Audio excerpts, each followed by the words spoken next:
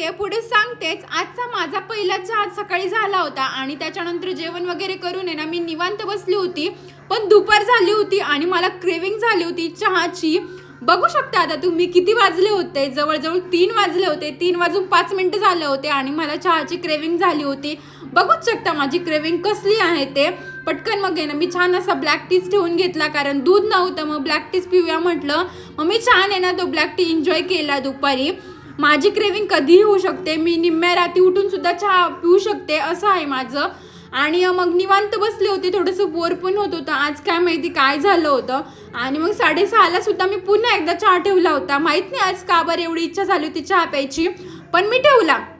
तुम्हाला होते का अशी क्रेविंग मध्ये मध्ये? तुम्ही कमेंट करून नक्की सांगा. आणि इव्हिनिंगच्या टाईमला आहे ना छान असं आहे ना कसली तरी रॅली निघाली होती, त्याचेच हे फटाके फुटत होते. आणि म्हटलं चला आपण पण बाहेर जाऊन येऊया, थोडं काम होतं.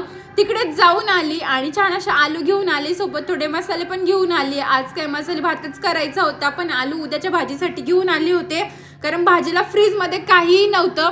आणि तुम्ही माझ्याकडे बघू शकता माझ्यामध्ये काहीतरी चेंज झालंय. कमेंटमध्ये नक्की सांगा माझ्यामध्ये काय चेंज झालंय ते. आणि नंतर राहू पण आले होते, त्यांनी पण छान असं दूध घेऊन आले होते माझ्यासाठी. ते काही चहा पित नाही, मग मी छान असं दुधाचा चहा केला होता. 7:30-8 वाजले होते जवळपास. म्हटलं ते काय आता मी तुम्हाला दाखवत नाही टायमिंग किती झाला आणि किती नाही. तुम्हाला पण अशीच क्रेविंग होते का चहाची? कमेंटमध्ये नक्की सांगा. आवडला का माझा व्लॉग? बाय.